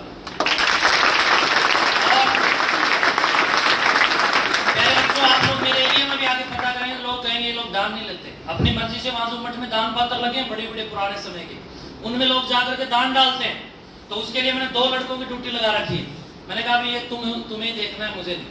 तो उन लड़कों को बड़े शिक्षित हैं और शिक्षित वर्ग मेरा बड़ा सहयोग करता है। उस पैसे को वो दोनों लड़के निकालते हैं और कोई भी व्यक्ति, मैंने कहा भी मैं तो महल में रहता हूँ, अब तुम लोग मेरे, जब तक मैं वहां गद्दी पे विराजमान हूँ, मेरी उपस्थिति में अगर तुम लोग बिना छत के रहो तो ये मेरे से देखा नहीं जाता। गरीब लोग जिनके सर के ऊपर छत नहीं है, रहने के लिए घर और मकान नहीं है, वो जितना भी दान पात्रों में जो पैसा आता है सारा उन लोगों के ऊपर लगता है, लोगों के और एक गौशाला भी हम लोग चला रहे हैं, एक गौशाला भी हम लोग चला रहे हैं। उस गौशाला में पीछे मैंने कहा भी ये बेचारी जो ऐसा है गाय हो जाती है, वैसे तो गाय ऐसा है होती है, हमारी सबकी माता है, लेकिन आज इंसान ने सारी गोचर भूमि तो दाब ली, खा गए दाब दूब करके, अब गायों को मारते लठ है। मैंने कहा अभी ये यहाँ अब वो गाय हैं, उन गायों के ऊपर मैंने कहा ये पैसा लगाओ। तो यानी जो पैसा कहीं से दान का आता है या तो गायों में या फिर गरीब लोगों के घर और मकान आदि बनाने में प्रयोग कर रहे हैं। और मेरे भी बहुत सारे स्टूडेंट मेरे को अभी देख पा रहे होंगे, ICS में पढ़ने वाले बहुत सारे विद्यार्थी हैं जो मुझे भी शायद लाइव देख रहे हैं, उनको पता भी, पूरा एरिया भी देख रहा है। हाँसी में भी मैं गया, वहां पर भी चित्ते ऐसे चित्कार मार रहे थे जोर जोर से, वो भी देख पा रहे होंगे। और मैं इधर नारनौंद में भी गया ICS में, और जींद में भी, और फतेहाबाद में, और हिसार में, कई जगह ICS के सेंटर्स में मैं गया। तो आपके बच्चों को मैंने देखा तो उन सबको पता है कि हम लोग क्या काम कर रहे हैं। तो यानी आप लोग निश्चित होकर के आइए, हम कोई किसी प्रकार से आप पर कोई गलत पैसा खर्च नहीं कर रहे हैं, बल्कि खेलों पर मास्टर जी हम 20-30 लाख रुपए खर्च करते थे, लेकिन खेलों में बढ़ते हुए इंजेक्शन की नशाखोरी से मैं तंग हो गया कि इतने सारे इंजेक्शन लग रहे हैं तो हम क्या करें। तो उससे मैंने कहा एक और नया आयाम क्या स्थापित करें। तो मैंने कहा आप कबड्डी या कुश्ती में उतरोगे तो इंजेक्शन लगा सकते हो, लेकिन आप जब पेपर में उतरोगे तो कोई पेपर ऐसा नहीं जो इंजेक्शन लगा के दे सकते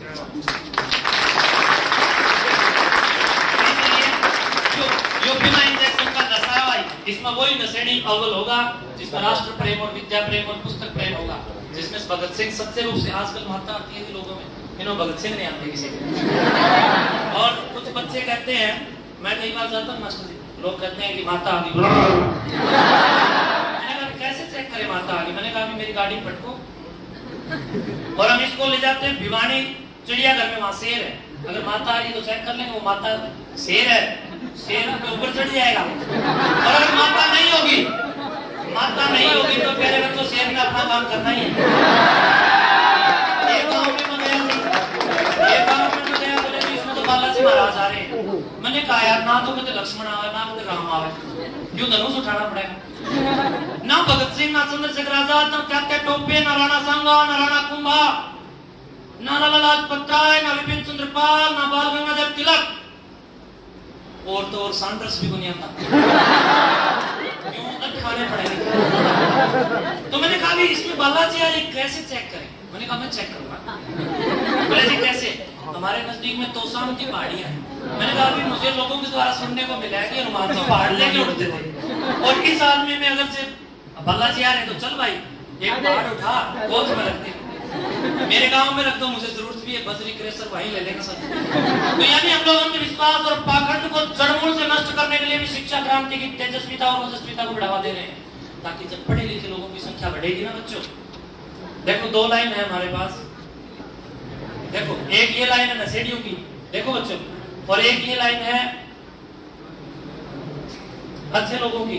अब हमें हमारी इस लाइन को बड़ा करना है, तो इसको काटने की बजाय हम अपनी लाइन को बड़ा कर ले सीधा। तो हम शिक्षित लोगों की संख्या इतनी बढ़ा दें कि इस लाइन में से भी जो गंदे लोग हैं वो हमारी संगत में आकर के अच्छी रंगत में, बुरी संगत की रंगत ना पावे, अपन बुरी संगत की रंगत ही ना पाए, तो इस लाइन में से अपने आप हमारे साथ आ जाए और अच्छे लोगों की बाढ़ आ जाए, और फिर समुद्र शांत हो जाए, विद्या को प्राप्त हो जाए और संस्कृति के योग्य बन जाए। इसके लिए हम लोग काम कर रहे हैं। तो आओ एक बार तुम मेरे साथ लगते देखो, तुम्हारे वो जीवन की बहुत बड़ी बड़ी ऊंचाइयों तक जाओगे। बहन जी आप भी आशीर्वाद दीजिए बच्चों को।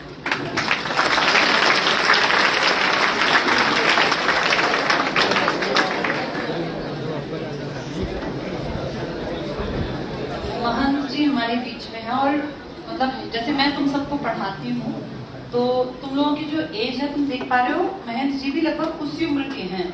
बहुत यंग एज में इन्होंने बहुत बड़ा मिशन एक विजन के साथ स्टार्ट किया है।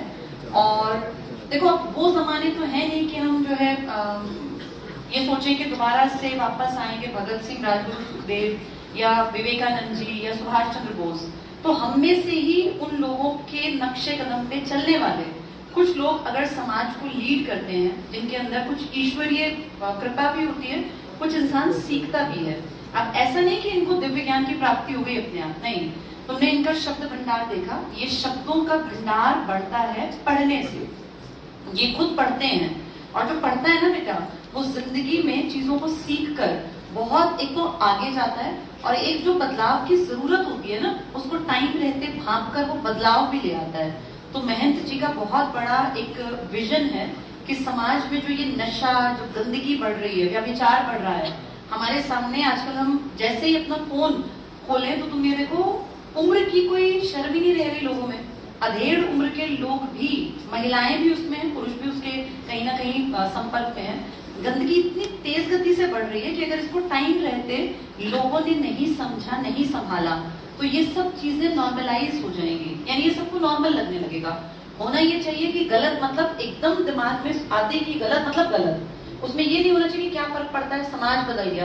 बेटा समाज बदल गया, लेकिन फिर भी कुछ बेसिक मूल्य मानवता के, जो एक नैतिक समाज में जिनको हम मूल्यों की परिभाषा में नापते हैं, मापते हैं, वो कभी नहीं बदलेंगे। अच्छाई, ईमानदारी, निष्ठा, साहस, किसी काम के प्रति लगन अपने मन में रखना, ये हमेशा चलते जाएंगे, चाहे इंसान कितना ही एडवांस हो जाए, कितना ही एआई का इस्तेमाल करने लगे, कितना ही वो मेटा का इस्तेमाल करे, गूगल का इस्तेमाल करे, पर मानवता जो है ना, अगर ये खोती चली गई तो ये सब बर्बाद है, ये सब बेकार है।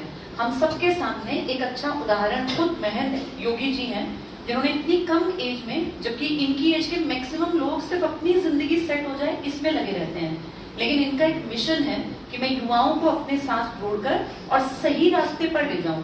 ऐसे कहाँ तुमने सुना कि कोई जिसके पास बहुत सारा पैसा दान के रूप में आ सकता है, सिर्फ एक चेहरे की कीमत, एक फेस वैल्यू इतनी है कि करोड़ों रुपए का दान इकट्ठा हो सकता है, और चाहे तो कहीं भी लगा दें। लेकिन इन्होंने पहली चीज तो दान की तरफ कभी प्रमोशन नहीं किया कि दान मिले, और दूसरा जो पुराने जमाने के टाइम से दान पात्र है, उनमें जो दान आ रहा है, कितने सभ्य तरीके से समाज की सेवा में उसको लगा रहे हैं कि गरीबों के सिर पे छत पक्की हो जाए या फिर और किसी अच्छे काम में। तो ये अपने आप में एक एग्जाम्पल है कि अगर सही डायरेक्शन सही उम्र में मिल जाए तो इंसान क्या कुछ कर सकता है। तो महंत जी आपका बहुत बहुत शुक्रिया, और आप यहाँ आए, इन लोगों के दिमाग में भी एक विजन बनेगा कि जिंदगी, हाँ जिंदगी जीने के बहुत सारे तरीके हैं, और बेटा सिर्फ एक तरीके से जिंदगी नहीं जीनी चाहिए। जैसे हम सोचे सब एक जैसे बनेंगे, नहीं। सबसे पहले अपने आप को पहचानो, मेरी क्या काबिलियत है, मेरी क्या लायकियत है, और फिर उसके हिसाब से पहले अपने आप को नॉर्मल जिंदगी जीने के लायक बना लो। उसके बाद फिर देखो मैं क्या बेहतर कर सकता हूँ समाज के लिए, चाहे वो शिक्षा के क्षेत्र में हो, किसी गरीब की मदद करने के लिए, किसी जानवर की मदद करने के लिए, पक्षियों की। हमें एक इंसान के रूप में अपने आप को अच्छा बनाना है, तो बहुत अच्छा रहेगा, एक अच्छा एक्सपीरियंस तुम्हारे पास, एक एनरिच एक्सपीरियंस तुम्हारा होगा। तुम जहाँ ये टेस्ट हो रहा है, हाँ जरूर जाओ, और लाइफ में ना बेटा बहुत बार बहुत तरह के काम करने का मौका मिलेगा, पर इस तरीके के काम जब आप एक जिम्मेदार यंग एज के एक लड़के ने कैसे कितना बढ़िया अपना एक मिशन चला रखा है, और अगर हमें मौका मिल रहा है उसके उस मिशन को जानने का, समझने का, उसमें हिस्सा लेने का, तो हम उस मिशन में कहीं ना कहीं अपना योगदान देने की कोशिश करें। और बाहर जाके जब निकलते हैं ना, तो वैसे भी बुद्धि का विकास ज्यादा होता है। जो लोग सिर्फ चार दीवारी में रहते हैं ना, कितनी किताबें पढ़ते हो, टेबल चेयर पे बैठ के बहुत बहुत घंटे पढ़ने से बहुत सारी चीजें नहीं आती। वहां से आपको इंफॉर्मेशन तो आ जाएगी, लेकिन जिसको दुनियादारी बोलते हैं ना, जिसको समझदारी बोलते हैं, वो बाहर निकलने से आती है। तो सब लोग जरूर पहुंचना। कोई चार्ज वैसे भी वो ले नहीं रहे हैं, सिर्फ आने जाने भर का अपना मैनेज करना है। वहाँ एक बड़ा मेला भी, सर बता रहे थे कि मेले का भी आयोजन होने वाला है, तो बहुत कुछ होगा। एक मेमोरेबल डे, एक ऐसा यादगार दिन जो जिंदगी में एक अनुभवों की लिस्ट में शामिल हो जाएगा। हम भी पहुंचेंगे, परिमल सर, मैं और बहुत सारे लोग वहां पहुंचने वाले हैं। तो फिर वहां मिलेंगे और अपना देखेंगे कि हमने कितनी पढ़ाई कर ली। इन कमरों के चार दीवारी के अंदर बैठ के हमारा कितना एग्जाम के करीब हम पहुंचे हैं, एक जजमेंट भी हो जाएगी। और बहुत अच्छी प्राइज मनी रखी है, ईश्वर ने चाहा किसी का बढ़िया तैयारी जिसकी बढ़िया होगी। कितनी थी प्राइज मनी? 1,11,000 रुपए कमाने का भी एक मौका है। तो इस मौके को वैसे ही नहीं गंवाना। आने जाने का जो तुम्हारा किराया खर्च होगा, उतना बेटा हम बहुत बार फालतू के कामों में भी लगा देते हैं, पर एक एक्सपीरियंस अच्छा प्लस एक मौका, कोई ना कोई तो जीतेगा ना। 1,11,000, क्या पता उनमें से कोई एक अपना ICS का ही जीता हो, कोई अपनी बेटी हो, ये पता नहीं है बेटा किसी को। तो अपने एक तरह से अपनी जजमेंट करना कि मैं कहाँ स्टैंड करता हूँ, करती हूँ, इसका अच्छा ऑप्शन है, जरूर जाना चाहिए। और बहुत बहुत शुक्रिया सर आपके यहाँ आने का। इन बच्चों को आपने भी एक विजन दिया है। और जैसे बहुत बार हम क्या सोचते थे कि साधु संत अच्छे काम नहीं करते, पर बेटा हर फील्ड में ना अच्छे और बुरे लोग हैं। अब महंत जी को देख के लग रहा है कि ये भी एक फील्ड है, इस फील्ड में आप लाखों लोगों को प्रभावित कर सकते हैं, सही कामों की तरफ मोड़ सकते हैं। और इनका कितना अच्छा ये विचार है कि खेलों में तो इंजेक्शंस और गंदगी आ गई है, तो वहां तो उसको साफ रखना बड़ा मुश्किल है। पढ़ाई में गंदगी कैसे आएगी? किसी इंसान के व्यक्तित्व को निखारने में मेहनत काम आएगी। तो इन्होंने बहुत अच्छे विजन के साथ ये प्रोग्राम शुरू किया है। हम सब इसके भागीदार जरूर बनेंगे और फिर वहीं मिलेंगे, वहीं आएंगे सर सभी बच्चे, और कोशिश करेंगे जैसे हो सके अपने लेवल पे अच्छाई को बढ़ाएं। शुक्रिया।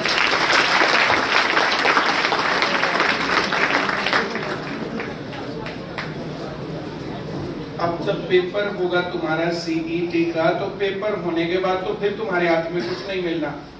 अब जो ये पेपर होगा, इस पेपर के बाद तुम्हारे हाथ में समय होगा कि अगर कोई कमी है, अगर कहीं दिक्कत है तो उसको सही कर लो। मैंने जो बोला समझ में आ गया? yes, जो 5 नंबर जो है दादा काला पीर के बारे में है, तो उसके बारे में जो भी क्वेश्चन बुकलेट सीरीज है, मैं उसको चैनल पे डाल दूंगा, उसको तुम लोग देख लेना, कर लेना, पढ़ लेना। मैम देख लेना, मैम का अगर बन पाया तो जो मैम एक दिन पढ़ा भी देंगे उसको ज्यादा अच्छे तरीके से।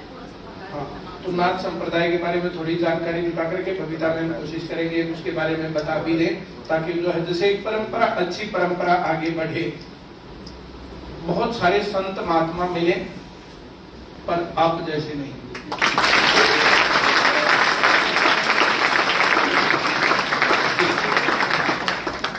एक हरियाणा लेवल पर इस प्रकार की प्रतियोगिता हर साल चले और हर साल कितने ही युवाओं को उसमें मौका मिले, कितने लोगों का मन करे कि हम भी उसकी तरफ बढ़े।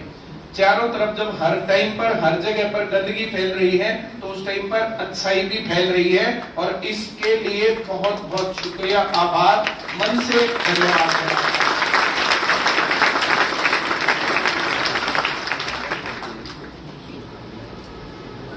ठीक, प्रदीप के बारे में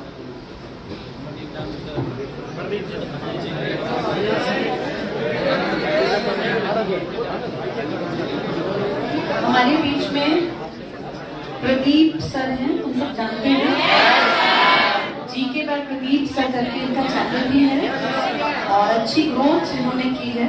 एक टाइम पर हमारे स्टूडेंट थे, फतेहाबाद में पढ़ते थे प्रदीप, हाँ, फतेहाबाद ब्रांच के स्टूडेंट रहे हैं। और हमारे लिए भी प्राउड की बात है कि हमारे पास पढ़ा हुआ एक स्टूडेंट आज जो है समाज में उसने एक बहुत बड़ा योगदान दिया है। एक टीचर के रूप में उसने अपनी पहचान बनाई है। और यकीन मानो बेटा, टीचर जो है ना, वो बहुत पढ़ के ही पढ़ा सकता है। ऐसा नहीं होता कि कोई वही कि ब्रह्म ज्ञान गए और बांच दिया, सबको पढ़ना पड़ता है।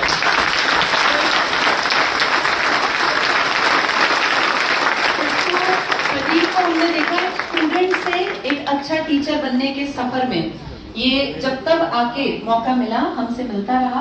और लॉकडाउन में भी जब बीच में थोड़ा वो खुला था तब भी ये और इनकी टीम हमारे पास आए थे। तो अच्छा लगता है देख के कि समाज में जो काम हम कर रहे हैं, हमारे कुछ बच्चे उस फील्ड में भी आते हैं और अच्छे रूप में एक पहचान बनाते हैं। तो स्वागत करेंगे परिमल सर, प्रदीप सर करके इनका चैनल है, हरियाणा जी के अच्छी पढ़ाते हैं, तो तुम भी उसमें देख सकते हो, सब्सक्राइब कर सकते हो। और वैसे भी बहुत अच्छी ग्रोथ पे है उसका चैनल, और सब लोग सहयोग करेंगे तो और अच्छी बुलंदियों तक पहुंचेगा।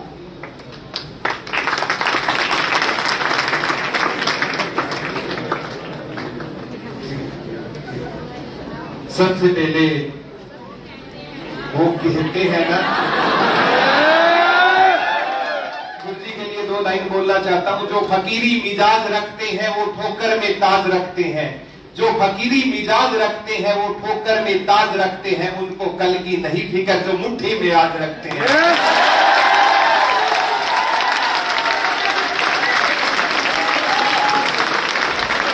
और गुरुजी के बारे में जितना मैं कहूं मेरे पास शब्द ही नहीं है डिक्शनरी में कि इनके बारे में मैं कुछ बोल पाऊं।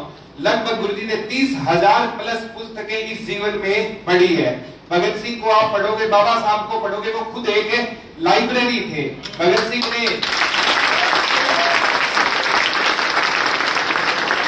भगत सिंह की पुस्तक पढ़ना, मैं नास्तिक क्यों, उसमें लिखते हैं, लिख रहा हूं आगाज एक दिन अंजाम आएगा, मेरे लहू का कतरा कतरा इनकलाब लाएगा, मैं रहूं ना रहूं, मैं रहूं ना रहूं, लेकिन मेरे जाने के बाद वतन पर मन मिटने वालों का सैलाब आएगा।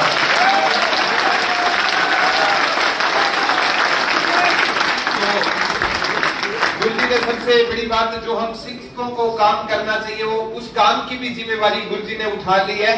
अगर संत इस शिक्षा को लीड करेंगे तो हमारा जो भावी भविष्य है, जो भारत का भविष्य है, वो और उज्जवल होगा। तो गुरुजी के लिए एक बार जोरदार तालियां हो जाए। और यहाँ पर मेरे बगल में साक्षात मां सरस्वती का निवास है।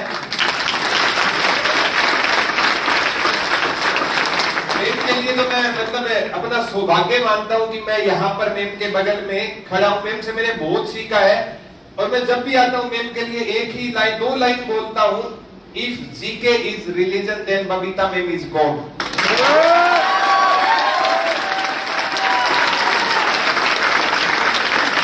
रियल में देखो, मैंने बहुत अध्ययन किया, बहुत से गुरुजनों से पढ़ा हूं, लेकिन मेम का जो एक बोलने का लहजा है, जो पढ़ाने का, याद करवाने का है, मैंने आपसे बहुत कुछ सीखा है। आज मैं हूं, इसमें बहुत बड़ा योगदान मेम आपका है।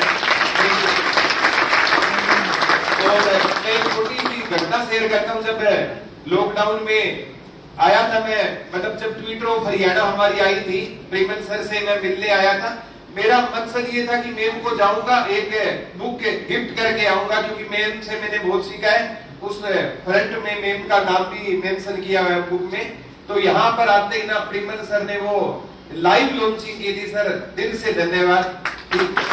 और आज आप नेम की बुक थी, हालांकि बुक थी, फिर भी एक किसी बच्चे को प्रमोट करना अपने आप में बहुत बड़ी बात है। और वो book 3 lakh plus copy sale हुई है उसकी पूरे हरियाणा में।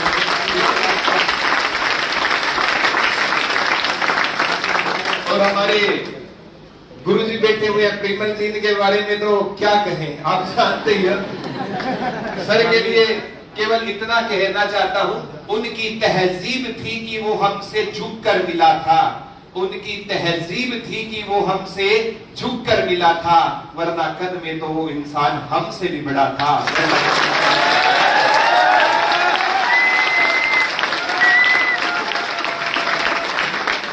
तो यहाँ पर मेरे छोटे भाई बहन बैठे हुए हैं, और ज्यादा संख्या यहाँ पर लड़कियों की भी है। तो इनके लिए नारी शक्ति को मैं हमेशा महत्व देता हूँ। जितनी आजादी हम बेटों को मिल पाती है, उतनी आजादी हमारी बेटियों को नहीं मिल पाती। तो अगर इसमें मेम ने इनको बहुत अच्छे से मोटिवेट करने का काम करती है। और मैं ना लड़कियों के लिए हमेशा एक लाइन बोलता हूँ, मेरी हर उंगली उस उंगली से जलती है, मेरी हर उंगली उस उंगली से जलती है, जिस उंगली को पकड़कर मेरी बेटी चलती है।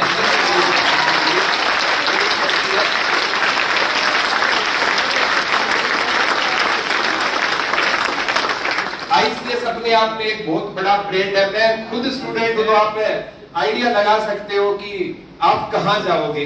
एक संस्कार भी टाइम टू टाइम जैसे गुरुजी सिखाते हैं, वैसे आपने देखा होगा जब अगर खिलाफत की बात आई ना, गलत होगा, तो प्रिंसिपल सर जब लॉकडाउन लगा हुआ था खुद सरकार के अगेंस्ट हो गए थे कि मैं कोचिंग सेंटर चलाऊंगा, और उसके बारे में कोचिंग सेंटर पर ये मतलब न्यूज भी आई थी कि चोरी से बच्चे पढ़ते हुए पकड़े गए।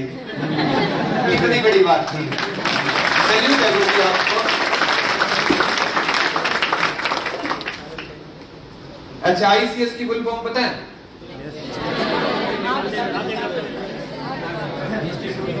Institute of institute of competitive studies. ICS अपने आप में ब्रांड है। गुरुजी कहते हैं फुल फॉर्म बताओ, बस आईसीएस का नाम लेने से ही काम चल जाता है गुरुजी। इतना बड़ा इनका अपने आप में बहुत बड़ा ब्रांड है। बिल्कुल गुरुजी, बहुत हमारी डिस्कस भी हो रही थी प्रिंसिपल सर से। गुरुजी ने बोला बहुत सोच समझ कर उस टाइम आपने नाम रखा था। तो अंत में यहाँ पर अजय भाई भी आए हुए हैं। अजय भार्गव सर शायद बाहर चले गए, फोन आ गया। बहुत मेहनती लड़का है और बहुत अच्छा दोस्त है, बहुत अच्छा कंटेंट तैयार करने का काम करता है। और अंत में आप सभी बच्चों के लिए पूरी आईसीएस की टीम की तरफ से एक लाइन बोलना चाहता हूँ। हो गया आगाज रण का, युग बदलने की तैयारी है। हो गया आगाज रण का, युग बदलने की तैयारी है। जीत उसी की होगी जिसका संघर्ष जारी है।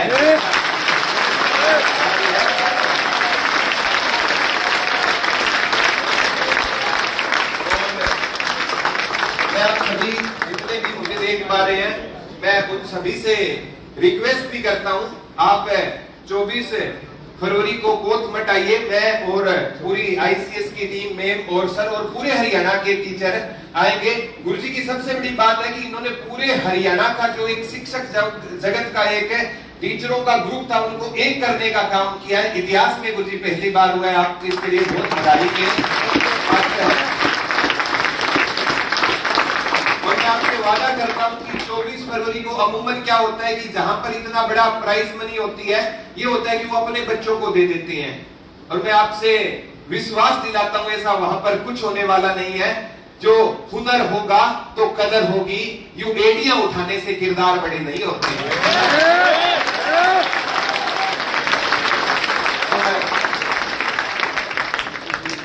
तो थैंक यू सो मच गुरुजी और कविता मैम, प्रिंसिपल सर और पूरा आईसीएस स्टाफ। इनका सदैव मैं ऋणी रहूंगा। ऐसे गुरुजन मुझे मिले, मेरे लिए परम सौभाग्य की बात है। जय हिंद, जय भारत।